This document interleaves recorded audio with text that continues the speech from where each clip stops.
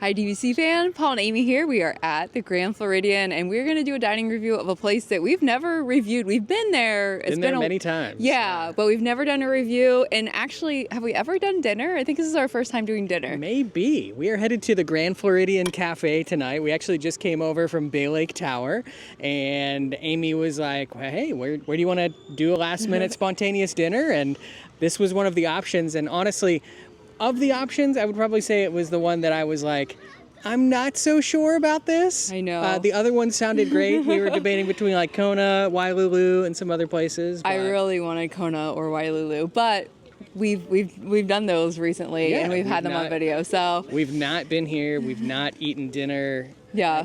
For a long time, if ever. And so we thought we'd bring you along and see what we think.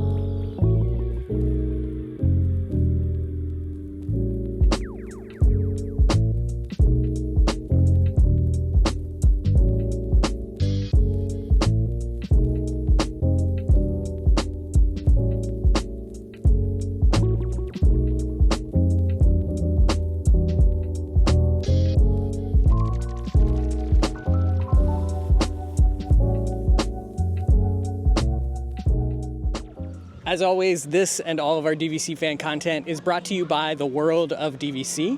DVC Resale Market, where if you're looking to buy or sell a Disney Vacation Club contract, perhaps the Grand Floridian, they can assist. Monera Financial, who can help with financing that DVC resale contract purchase. And the DVC Rental Store, where you can try before you buy, rent some points here at the Grand Floridian for a fraction of the cost as it is direct through Disney. Or if you've got some extra leftover points and you want to make some cash, you can do that as well. Something I've only noticed at Grand Floridian, they do it at Narcoossee's as well. When you go to check in on the app, it asks you, do you want a window seat? For here, it said window, booth, or first available. At Narcoossee's, it's a window or first available. I chose window seat because I thought, we've got some time. I did not know how pretty it was back here in this circular room surrounded by windows. So that's pretty cool. Looking at the menu, I'm just having a really hard time deciding. For an appetizer, I either want the onion soup or one of the salads. For entrees, I'm torn between the curry and the pasta with shrimp. Paul usually does a really good job of picking out what I would like the best. And so sometimes I just am like, will you just choose for me? Because when I don't listen to him, I'm always sad that I didn't get what he said I should have got. So when you're married, you realize you're always going to be sharing food. So that's one of the reasons why I'm very good at picking for Amy, because I get a gauge of like what she wants, what she's interested in, and then I kind of compromise a little bit. We kind of find the happy medium between the two different things. So for appetizers, since she was torn, we ended up going with a caramelized onion soup gratin and the Caesar salad, and we will share those. And then for her entree, I thought that the Cajun pasta just sounded very heavy, and it's just not. If it was a little bit cooler out, maybe that would be good, but I'm really interested in what this vegetable curry with shrimp looks like. It sounds very good. I think we'll see by the end of the meal whether or not I made the right decision for Amy. I ended up going with the miso glazed salmon for my entree because I love salmon, and it's rare that we cook it at home because Amy is not as in love with salmon as I am. But for my drink to start off the evening, I actually asked them to do something a little bit different. So this is the pineapple jalapeno margarita, which if you come here is on the 0 proof cocktail menu. But I did have them add some alcohol to it. So they added some tequila to it. This typically comes with Seedlip Garden 108 non-alcoholic spirits, pineapple juice, lime, and agave, and it does have a little bit of jalapeno in there. There are several places on property that make a spicy margarita, and this is very similar to it. It was $14.50 for the non-alcoholic version. They were super nice, and what they actually did was, I think that they actually charged me for like the sunset margarita, which is just a little bit more money, rather than actually just charging me for the non-alcoholic drink and then adding like what they would consider a shot of tequila. Because if you've ever done something like that here on property, that's like $14 or $15. So this drink would have been like $30 if they would have actually built it like that. But very nice of them to actually just ring it up as a separate drink and kind of have that normal like $16 to $18 specialty cocktail range. It is not overly spicy. It actually, a lot of the pineapple flavors come out in it. So I'll have Amy just kind of give a little taste to it. She's making a fun face behind us, so we obviously already know what that's gonna come out to be like. But I think it's definitely light on the spice, but it really has a lot of those pineapple flavors coming with it. Paul wants me to try this drink. It's pretty much my worst nightmare. Tequila, jalapeno. Is this tahini seasoning? That's spicy too. The saving grace here might be the pineapple. There's a lot of stuff floating in it. A lot of debris, as Mandy would say. Oh, I already don't like the taste of the rim. Oh yeah, that's... If you don't like tequila, it's not for you. Or me. Appetizers have arrived. I did want to run down the pricing real quick. So the Caesar salad was $10, and the caramelized onion soup gratin was $13. This is a traditional French onion soup. The Caesar salad, I'm glad it's only $10. I do feel like maybe it was just pulled out of a kind of a cooler over at Gasparilla Grill, thrown onto a plate. It's very soggy. It's definitely been sitting in that dressing for a while. And also just the presentation was kind of lax. It was in a very small bowl and just, I mean, our appetizers came out probably within 5 minutes of us ordering. So they came out very, very quickly. The French onion soup, I actually do enjoy. I think it has a little bit of a sweeter broth. It is not, soups can very quickly become too salty, so it's not overpowering in that regard. Perfectly caramelized onions and some very stringy cheese on top. So I did enjoy the French onion soup, and I would probably get that again. Would pass on the Caesar salad. I agree with what Paul said. Soup is good. I would get that again. The Caesar salad, kind of sad. I felt like it needed served on a plate. I don't know, it just looked really small in that bowl. Very wilty. So just felt like, and the dressing really didn't have a whole lot of flavor. Didn't really feel like a Caesar salad. I don't know. But I would definitely skip that. But the soup I would do again. It's very good.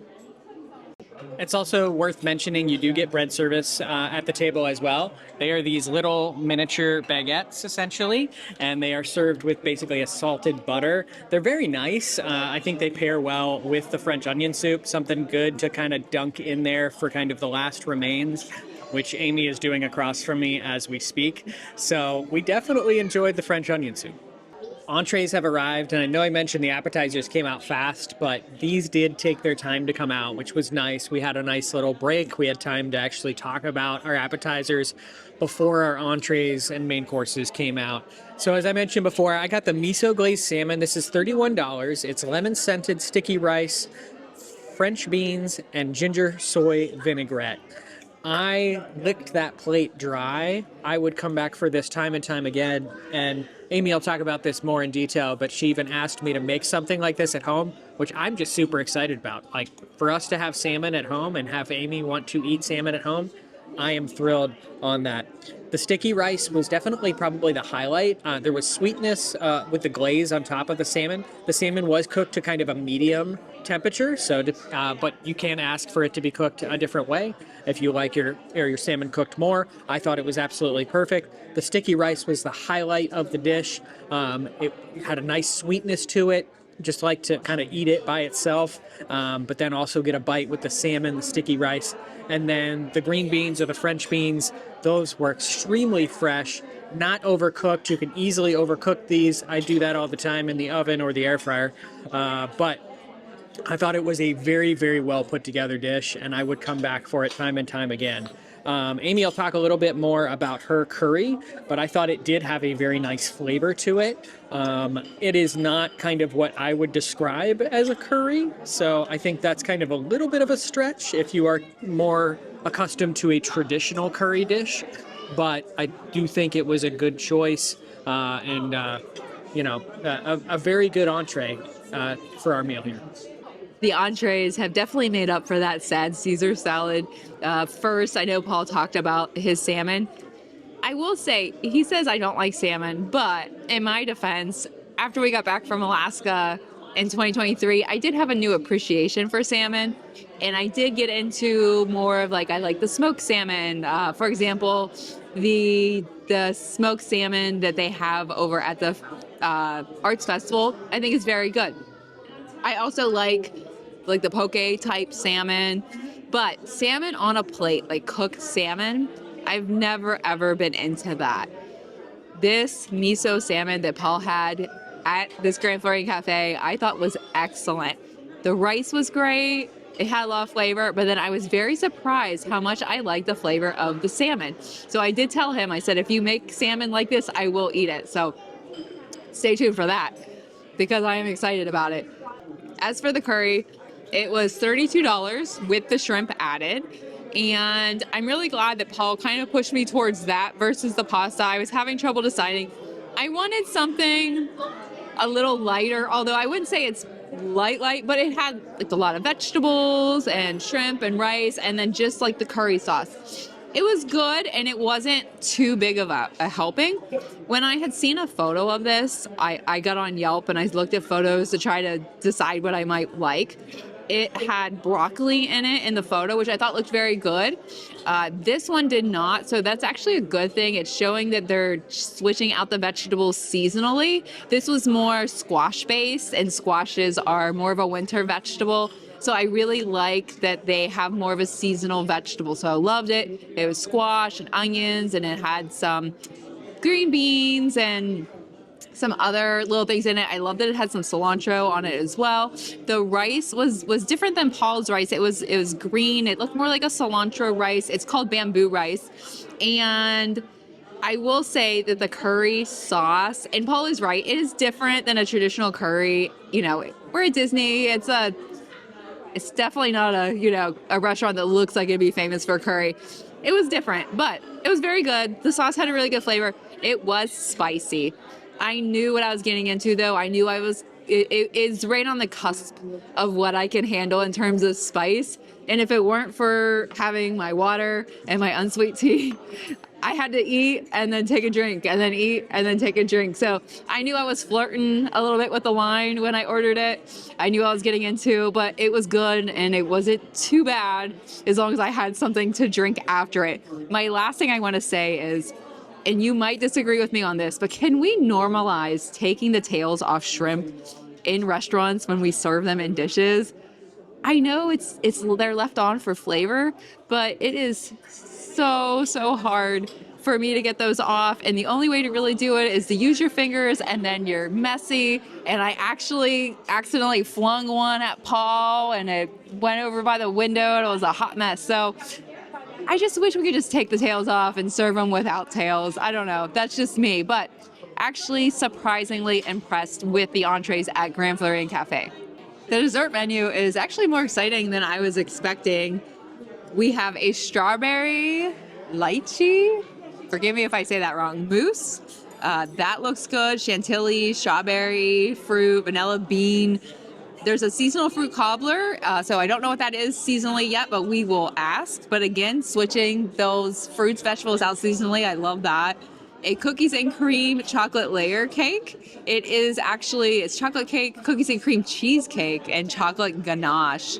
And key lime bar, that's usually what Paul goes for. Graham cracker, toasted meringue, strawberry sauce. I will say the desserts, pretty reasonably priced. Most of them, $9.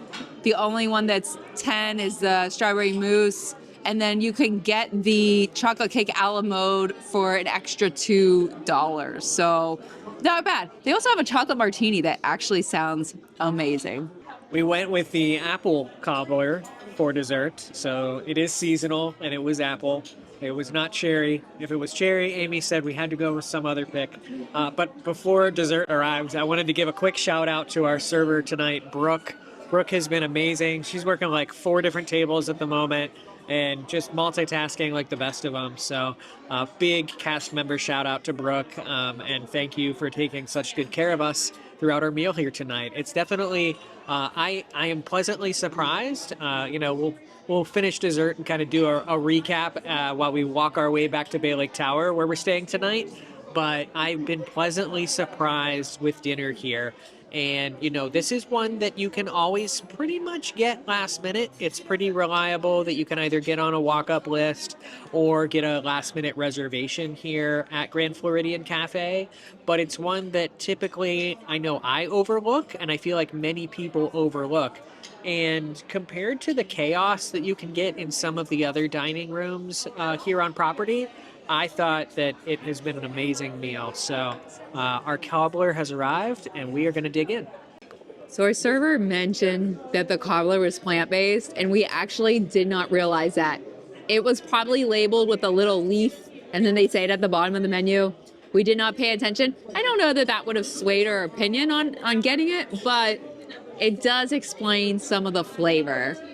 So since it's plant-based, it must have been made with no butter.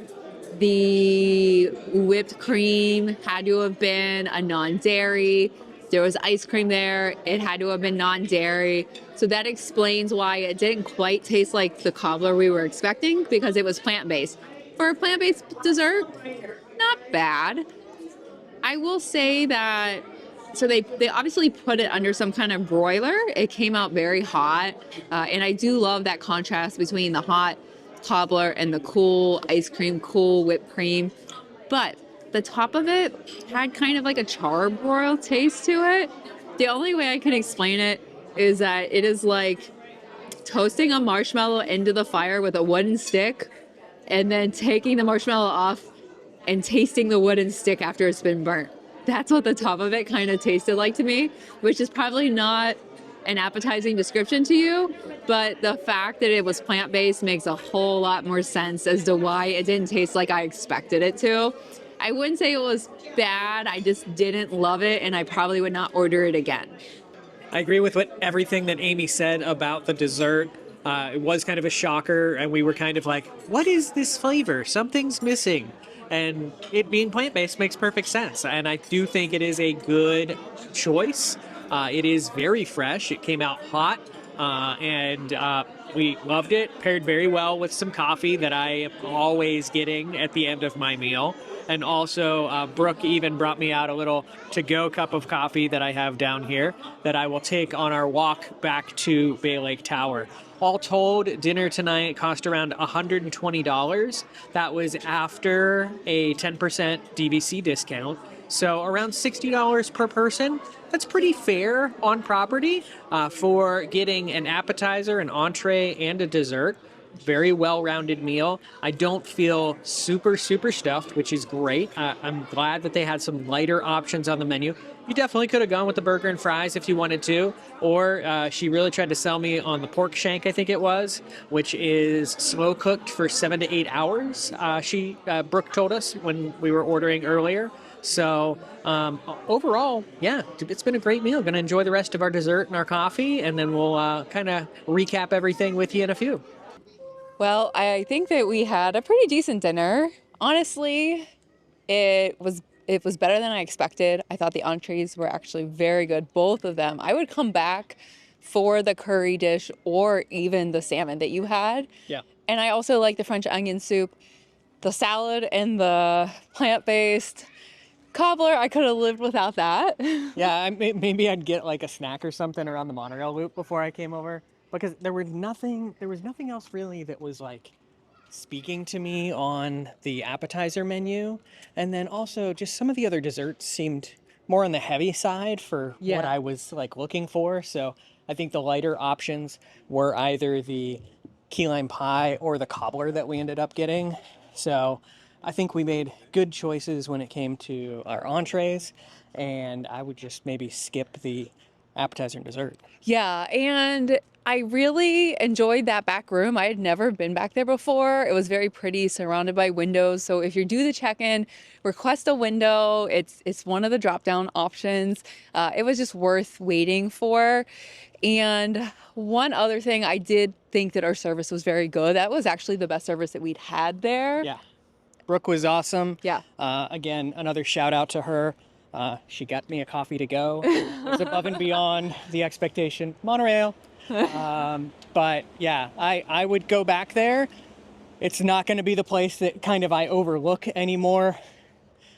Do we probably think maybe we would have had a better dinner at Kona, or if we had gone to Wailulu?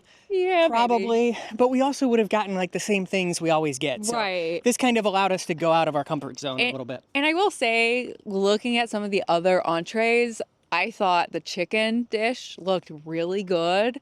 So I saw that. The pasta, you were right, it looked very heavy. I was glad I didn't get it. So we are going to work off our dinner by walking from Grand Floridian back to Bay Lake Tower. Yes, we are. It is a beautiful evening. The weather is perfect. We've got about an hour until Happily Ever After. And we're going to go live in the DVC Fan Facebook group so that people can watch that with us from our theme park view room over at Bay Lake Tower. So that'll be fun. But it is just absolutely gorgeous. And it's cool to just kind of walk around the lake after a dinner at the Grand Floridian. So that's going to do it for this dining review. We hope you enjoyed it. If you do like our content, please hit that thumbs up button, hit the notification bell so that you know when we do post new videos, and subscribe to our DVC Fan YouTube channel. Also, for bonus behind the scenes coverage, because there was a little bit of that earlier today, go to patreon.com/DVC Fan.